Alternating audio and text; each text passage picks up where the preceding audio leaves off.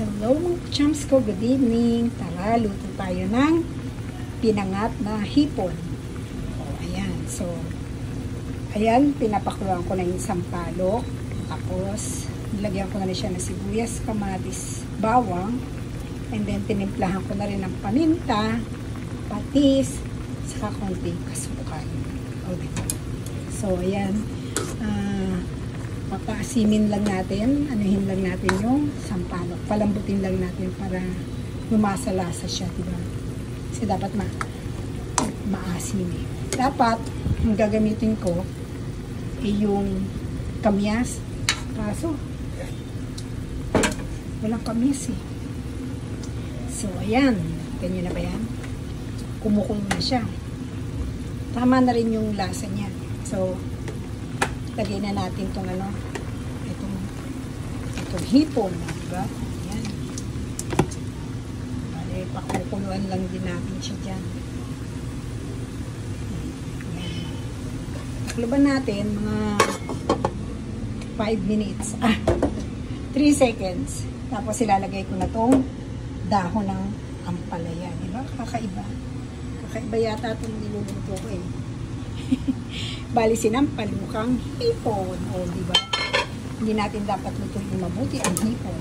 Ayan. Ayan na siya. Nilagyan ko din siya ng konting oil para may oil-oil ng konti yung ano natin. Ayan. O, diba? Mga pachams ko. Kita nyo ba yan? Pag orange na yan, papatayin ko na. Kasi templado na naman yan eh. Tingnan nga natin ulit.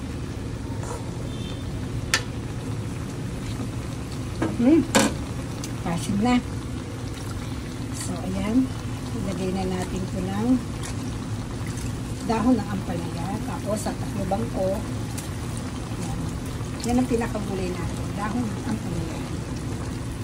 Ayan. So, kahit maalat to, okay lang sa akin. Pero, less alat yan kasi binabad ko siya sa may tubig na may asin. So, takluban lang natin sa mga bilang 1 minute. And then, papatayin na natin siya. I mean, okay na siya. Luto na siya for sure. Ayoko rin namang lutuin mabuti yung dahon ng ampalaya. At ito nga palang simple. Yan. Pampaganda. Para may kulay red. O, diba? May orange. May red at may green. Diba? Christmas color na rin yan. So, paubusin lang natin ng konti yung sabaw. Ayan. So, ayan na siya. Mga pachams ko. Luto na siya. Manulit natin. Baka sumobrang asim. Pangat to ha. Pangat. Very nice. Approve, mga pachams ko. So, paano? Patayin na natin. Ayokong maluto mabuti yung dahon ng ampalaya at saka yung hipon. Okay, so bye for now. Kainin muna natin. Yan. Bye-bye mga pachams ko. See you again later.